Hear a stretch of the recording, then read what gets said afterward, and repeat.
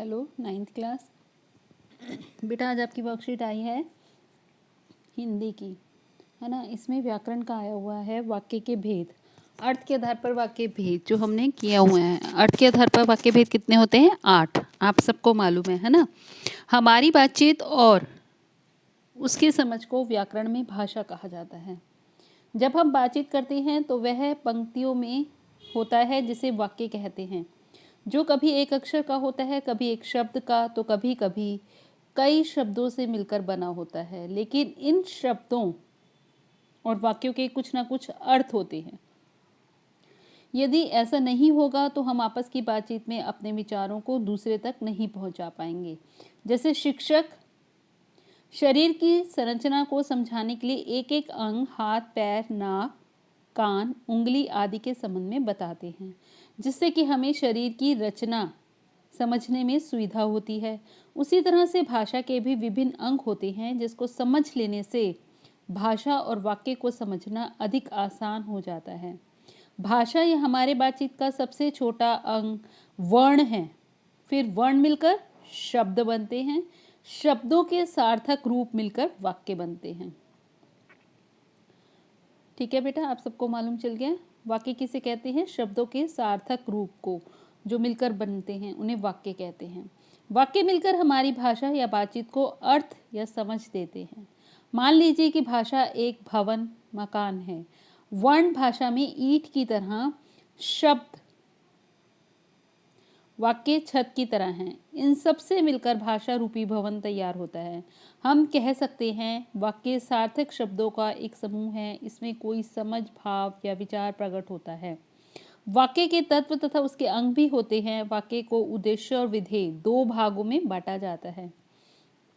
उद्देश्य वाक्य का वो अंग होता है जिसके बारे में हम कुछ कहते हैं। यह मुख्य रूप से कर्ता होता है। जैसे बच्चे खेलते हैं, इस वाक्य में बच्चे क्या है? उद्देश्य। ठीक है। अतः बच्चे वाक्य में उद्देश्य या कर्ता है। वाक्य में उद्देश्य या कर्ता के विषय में जो कुछ भी कहा जाता है वो विधेय कहलाता है। जैसे गीता टीवी देखती है, तो गीता क्या है? इसमें उद्देश्य, टीवी देखती है विधेय। टीवी देखना विधेय है। इन्हीं के आधार पर वाक्य के विभिन्न भेद किए जाते हैं। रचना और अर्थ के आधार पर वाक्य के विभिन्न भेद किए जाते हैं। रचना के आधार पर आपको मालूम है 3 होते हैं, सरल, संयुक्त और मिश्र। अर्थ के आधार पर वाक्य के 8 भेद इस प्रकार हैं। आप सब देखिए ध्यान से। वाक्य पहले भेद देखिए। पहला है विधानवाचक। ऐसे वाक्यों में किसी कार्य, वस्तु या स्थिति के बारे में सामान्य जानकारी दी जाती है। जैसे बच्चे क्रिकेट खेल रहे हैं। ठीक है, जनरल बात है कि बच्चे क्रिकेट खेल रहे हैं, एक साधारण सी बात है, तो ये हो गया विधानवाचक। दूसरा है निषेधवाचक। जिन वाक्यों में किसी कार्य के न होने अर्थात उसका निषेध होता है कि काम नहीं हो रहा, तुम मेरी बात नहीं सुनोगे। थर्ड है आज्ञावाचक। जिन वाक्यों से आज्ञा, उपदेश, अनुमति, प्रार्थना के भाव प्रकट होते हैं।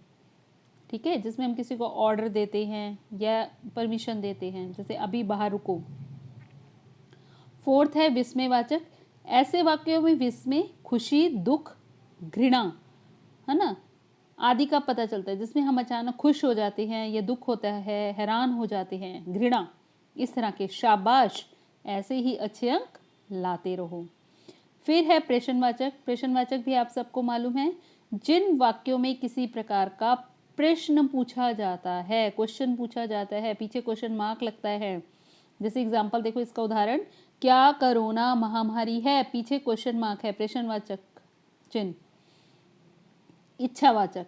ऐसी बातों से इच्छा, शुभकामना या आशीर्वाद का भाव प्रकट होता है, जिसमें हम किसी को विश कर रहे हैं, इच्छा कर रहे हैं, कोई कामना कर रहे हैं, आशीर्वाद दे रहे हैं, भगवान आपका भला करे।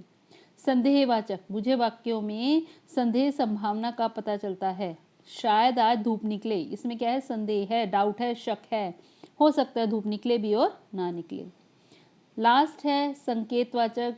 जिन वाक्यों में एक क्रिया का दूसरी क्रिया के होने पर निर्भर करता है, यानी कि एक क्रिया दूसरे पर डिपेंड होती है। अगर ऐसा होगा तो वैसा होगा, यदि परिश्रम करते तो फेल ना होते, यदि वर्षा होती तो फसल अच्छी होती। इस तरह से एक काम जो है दूसरे पर निर्भर है। आप सबको समझ आ गया होगा।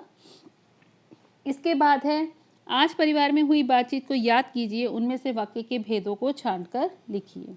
देखिए पहला है गंगा हिमालय से निकलती है। हाँ जी, तो आप देखिए वाक्य भेद कौन सा हो जाएगा। सबसे पहले आप मुझे ये बताइए, गंगा हिमालय से निकलती है, क्या दे रहे हैं हमको, जनरल सामान्य सूचना दे रहे हैं, तो ये हो गया विधानवाचक। क्या शिखर क्रिकेट खेलता है, इसमें क्या भी है और पीछे क्वेश्चन मार्क भी है, प्रश्नवाचक चिन्ह भी है, तो ये कौन सा हो गया, प्रश्नवाचक वाक्य।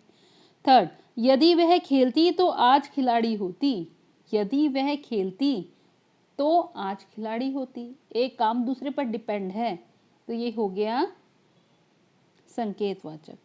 अच्छा वह इतना बढ़िया गाती है, तो इसमें हमें हैरानी भी हो रही है ना, अच्छा वह इतना बढ़िया गाती है, तो ये हो गया विस्मय आदि बोधक। वह अभी आता ही होगा, इसमें डाउट है, शक है, संदेह है कि आएगा या नहीं, तो हम कह रहे हैं वो आता ही होगा, तो ये संदेहवाचक। कई दिन से धूप नहीं निकली है, नहीं आ गया, तो निषेधवाचक। आपकी यात्रा सुखद हो, इसमें हम क्या कर रहे हैं, इच्छा कर रहे हैं, इच्छावाचक। करीम फुटबॉल खेलो, ठीक है, इसमें क्या है, हम आज्ञा दे रहे हैं कि करीम फुटबॉल खेलो, तो ये हो गया आज्ञावाचक। अब आप सबको वर्कशीट समझ आ गई है अच्छे से, आप सब ये लिखिए और वर्कशीट का पूरा ये ऊपर से उतार लीजिए। देखो कितना सुंदर, कितना कलरफुल बना हुआ है ना, अच्छा सा बना हुआ है, देख के पढ़ने को भी मन कर रहा है और हमें समझ भी आ रहा है। और राइट हैंड पे एमोजीज बने हुए हैं जो आप देखते हैं, है ना, तो ये भी बना लो, ठीक है। वर्कशीट में एज इट इज़ ऐसे लिखो, उदाहरण भी लिखो, वो भी लिखो और उसके साथ एमोजीज भी बना लो, ये पिक्चर्स भी बना लो और नीचे फिर अभ्यास कर लो। देखो कितनी सुंदर आपकी कॉपी, नोटबुक अच्छी सी हो जाएगी डेकोरेट, है ना। ऐसा ही कीजिए एज इट इज़, बहुत ही सुंदर है वर्कशीट, देख के पढ़ने को भी मन कर रहा है। आशा है आप सबने ये वर्कशीट कर ली होगी और समझ आ गई होगी। ठीक है बेटा।